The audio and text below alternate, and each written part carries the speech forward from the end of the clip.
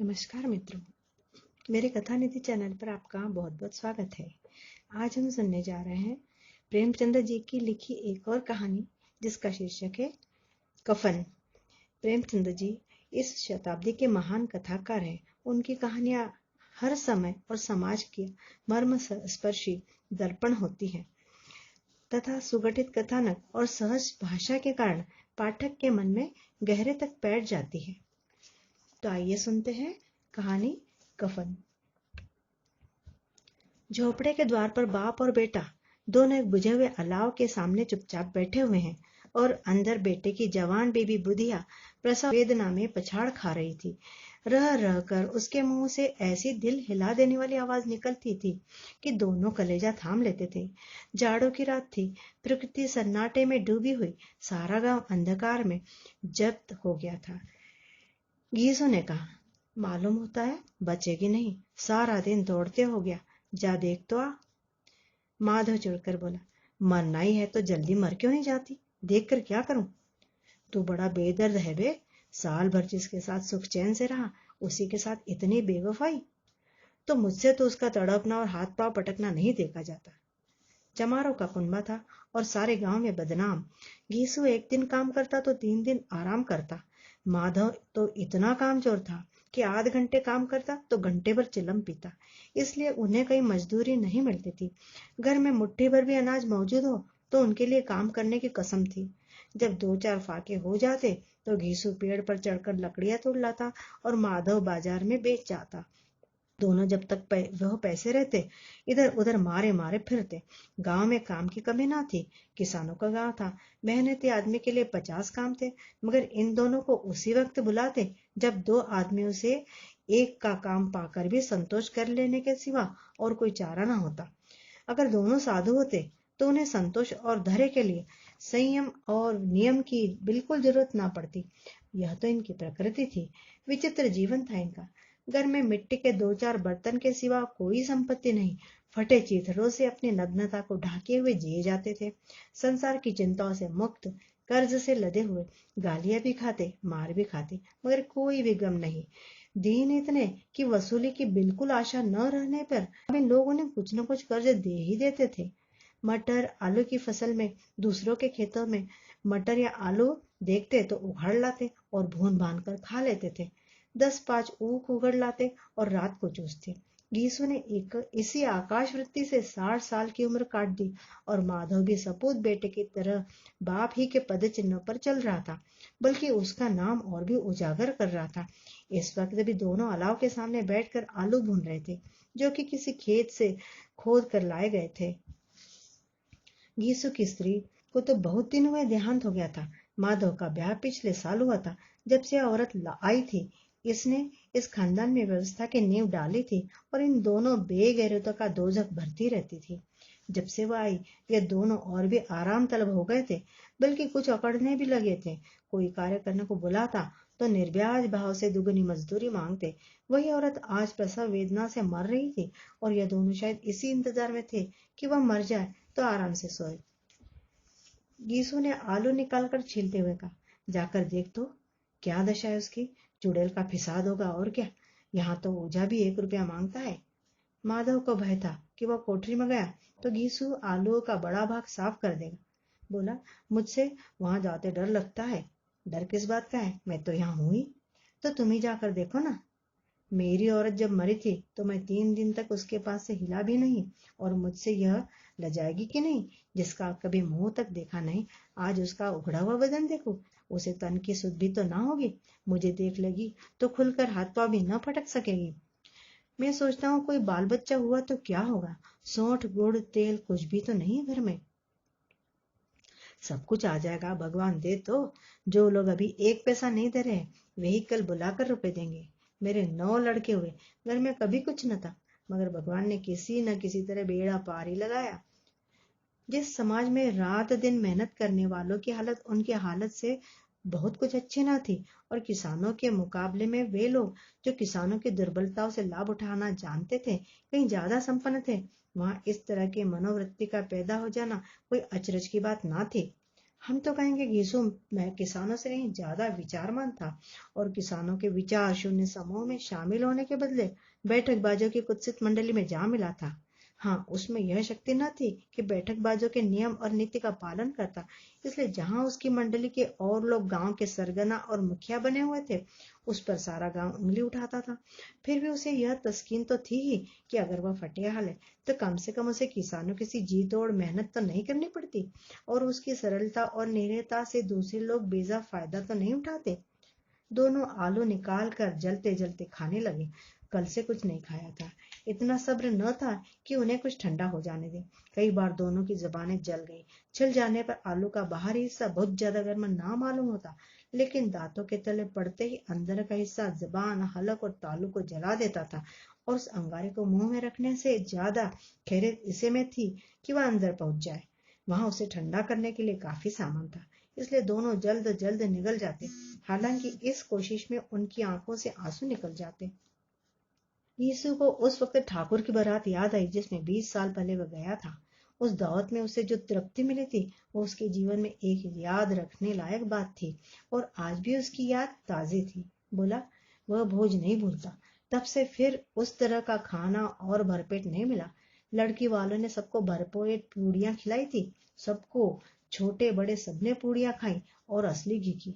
चटनी, रायता, 3 तरह के सूखे साग, एक रसेदार तरकारी, दही, चटनी, मिठाई। अब क्या बताऊं कि उस भोज में क्या स्वाद मिला। कोई रोक टोक नहीं थी। जो चीज चाहो मांगो, जितना चाहो खाओ। लोगों ने ऐसा खाया कि किसी से पानी न पिया गया। मगर परोसने वाले हैं कि पत्तल में गरम गरम गोल गोल सुवासित कचौड़ियां डाल देते हैं।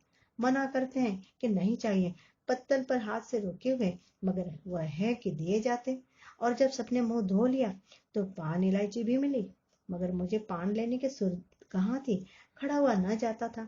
चटपट जाकर अपने कंबल पर लेट गया। ऐसा दिल दरिया था वह ठाकुर। माधव ने इन पदार्थों का मन ही मन मजा लेते हुए कहा, अब हमें कोई ऐसा भोज नहीं खिलाता। अब कोई क्या खिलाएगा। वह जमाना ही दूसरा था।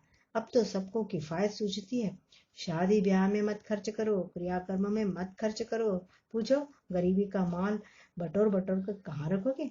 बटोरने में तो कमी नहीं है, हाँ खर्च में किफायत सूझती है। तुमने 20 एक पूरियां खाई होंगी। 20 से ज्यादा ही खाई थी। मैं 50 खा जाता। 50 से कम मैंने ना खाई होगी। अच्छा पट्टा था। तू तो मेरा आधा भी नहीं है। आलू खाकर दोनों ने पानी पिया और वहीं अलाव के सामने अपनी धोतियां ओढ़कर पांव पेट में डाले सो रहे, जैसे दो बड़े बड़े अजगर गेंडुलियां मारे पड़े हो। और बुधिया, वो बेचारी अभी तक कराह रही थी। सवेरे माधव ने कोठरी में जाकर देखा तो उसकी स्त्री ठंडी हो गई थी। उसके मुंह पर मक्खियां भिनक रही थी। पथराई हुई आंखें ऊपर टंगी हुई थी। सारी देह धूल से लथपथ हो रही थी। उसके पेट में बच्चा मर गया था। माधव भागा हुआ घीसू के पास आया। फिर दोनों जोर जोर से हाय हाय करने और छाती पीटने लगे। पड़ोस वालों ने यह रोना धोना सुना तो दौड़े हुए आए और पुरानी मर्यादा के अनुसार इन अभागों को समझाने लगे। मगर ज्यादा रोने पीटने का अवसर ना था। कफन की और लकड़ी की फिक्र करनी थी। घर में तो पैसा इस तरह गायब था जैसे चील के घोंसले में मांस। बाप बेटे रोते हुए गांव के जमींदार के पास गए। वह इन दोनों की सूरत से नफरत करते थे। कई बार इन्हें अपने हाथों पीट भी चुके थे। चोरी करने के लिए, वादे पर काम पर न आने के लिए। पूछा, क्या है बे घिसुआ, रोता क्यों है। अब तो तू कहीं दिखलाई भी नहीं देता। मालूम होता है इस गांव में रहना नहीं चाहता। यीशु ने जमीन पर सिर रखकर आंखों में आंसू भरे हुए कहा, सरकार, बड़ी विपत्ति में हूँ। माधव की घरवाली रात को गुजर गई। रात भर तड़पती रही सरकार। हम दोनों उसके सिरहाने बैठे रहे। दवा दारू जो कुछ हो सका सब कुछ किया, मगर वह हमें दगा दे गई। अब कोई एक रोटी देने वाला भी न रहा मालिक। तबाह हो गए। घर उजड़ गया। आपका गुलाम हूँ। अब आपके सिवा कौन उसकी मिट्टी पार लगाएगा। हमारे हाथ में तो जो कुछ था वो सब तो दवा दारू में उड़ गया। सरकार की ही दया होगी तो उसकी मिट्टी उठेगी। आपके सिवा किसके द्वार पर जाऊं सरकार। जमींदार साहब दयालु थे, मगर घीसू पर दया करना काले कंबल पर रंग चढ़ाना था। जी में तो आया कह दे, चल दूर हो जाए यहाँ से। यूं तो बुलावे से भी नहीं आता। आज जब गरज पड़ी तो आकर खुशामद कर रहा है। हरामखोर कहीं का बदमाश। लेकिन यह क्रोध या दंड करने का अवसर ना था। जी में कुड़ते हुए 2 रुपए निकाल कर फेंक दिए। मगर सांत्वना का एक शब्द भी मुंह से न निकाला। उसकी तरफ ताका तक नहीं, जैसे सिर का बोझ उतारा हो। जब जमींदार साहब ने 2 रुपए दिए तो गांव के बनिए महाजना को इनकार करने का साहस कैसे होता। घीसू जमींदार के नाम का ढिंडोरा भी पीटना जानता था। किसी ने 2 आने दिए, किसी ने 4 आने। 1 घंटे में घीसू के पास 5 रुपए की अच्छी रकम जमा हो गई। कहीं से नाज मिल गया, कहीं से लगड़ी। और दोपहर को घीसू और माधव बाजार से कफन लाने चले। इधर लोग बांस बांस काटने लगे। गांव की नर्मदिल स्त्रियां आ आकर लाश देखती थी और उसकी बेकसी पर 2 बूंद आंसू गिरा कर चली जाती थी।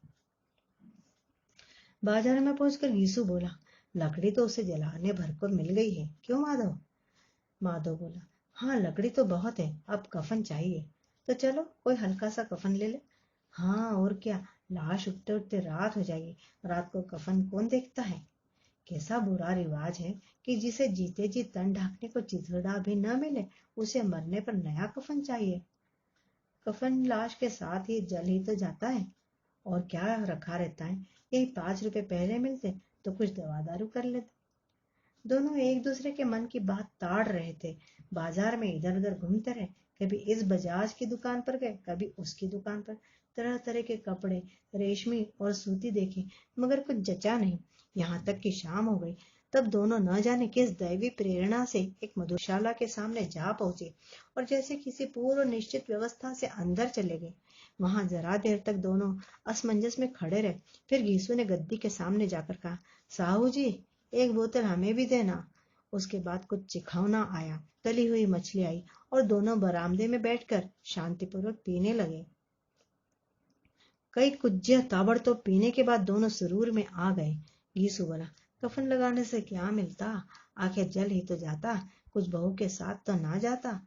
माधव आसमान की तरफ देखकर बोला, मानो देवता को अपनी निष्पापता का साक्षी बना रहा।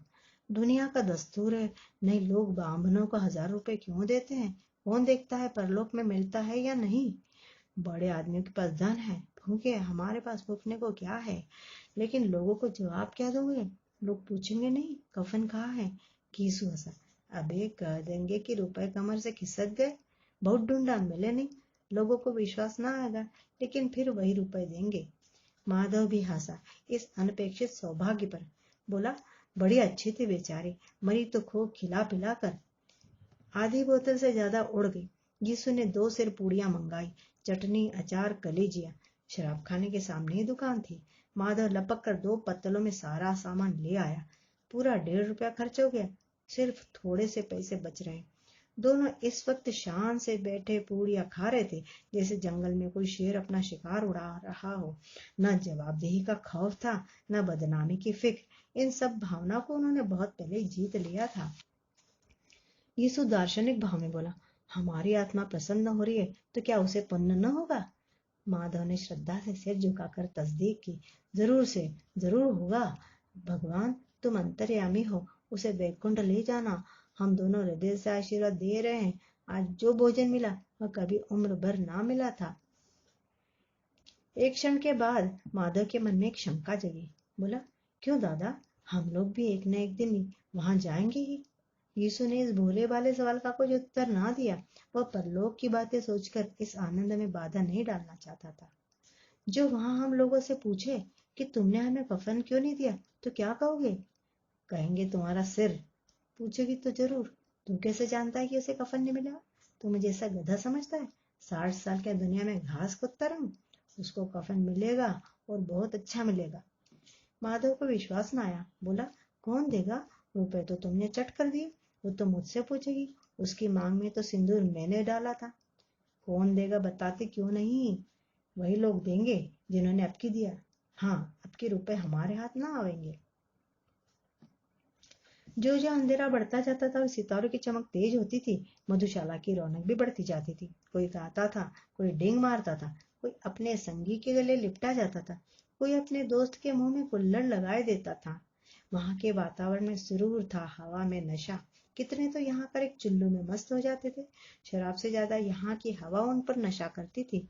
जीवन की बाधाएं यहाँ खींच लाती थी और कुछ देर के लिए यह भूल जाते थे कि वे जीते हैं या मरते, या न जीते हैं न मरते हैं। और यह दोनों बाप बेटे अब भी मजे ले लेकर चुस्कियां ले रहे थे। सबकी निगाह इनकी ओर जमी थी। दोनों कितने भाग्य के बली हैं, पूरी बोतल बीच में है। भरपेट खाकर माधव ने बची हुई पूड़ियों का पत्तल उठाकर एक भिखारी को दे दिया, जो खड़ा इनकी ओर भूखी आंखों से देख रहा था और देने के गौरव, आनंद और उल्लास का अपने जीवन में पहली बार अनुभव किया। यीशु ने कहा, ले जा, खूब खा और आशीर्वाद दे। जिसकी कमाई है वह तो मर गई, अब तेरा आशीर्वाद उसे जरूर पहुंचेगा। रोए रोए से आशीर्वाद दो, बड़ी गाढ़ी कमाई के पैसे हैं। माधव ने फिर आसमान की तरफ देखकर कहा, वह वैकुंठ में जाएगी दादा, वैकुंठ की रानी बनेगी।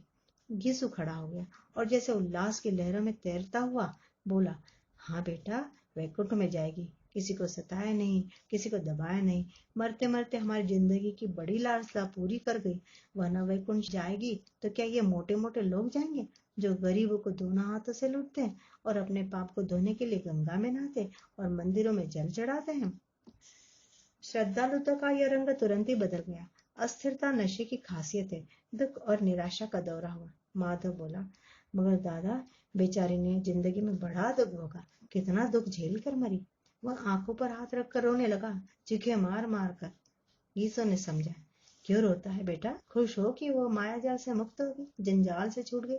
बड़ी भागवान थी जो इतनी जल्दी माया मोह के बंधन तोड़ दिए। और दोनों खड़े होकर गाने लगे, ठगिनी क्यों नैना झमकावे ठगिनी। पियक्कड़ों की आंखें इनकी ओर लगी हुई थी और ये दोनों अपने दिल में मस्त गाए जाते थे। फिर दोनों नाचने लगे, उछले भी, कूदे भी, गिरे भी, मटके भी, भाव भी बताए, अभिनय भी किए और आखिर नशे में मदमस्त होकर वहीं गिर पड़े। तो श्रोता, हमारी कहानी यहाँ पे समाप्त होती है। आपको कहानी कैसी लगी? अगर अच्छी लगी है तो एक लाइक देकर चलिए और साथ ही अगर अच्छा सा कमेंट आपको सूझता है तो ज़रूर दीजिए। अगर आपने मेरे चैनल को अभी तक सब्सक्राइब ना किया हो तो ज़रूर कर दीजिए, तो फ्री में होता है। कहानी सुनने के लिए बहुत बहुत धन्यवाद।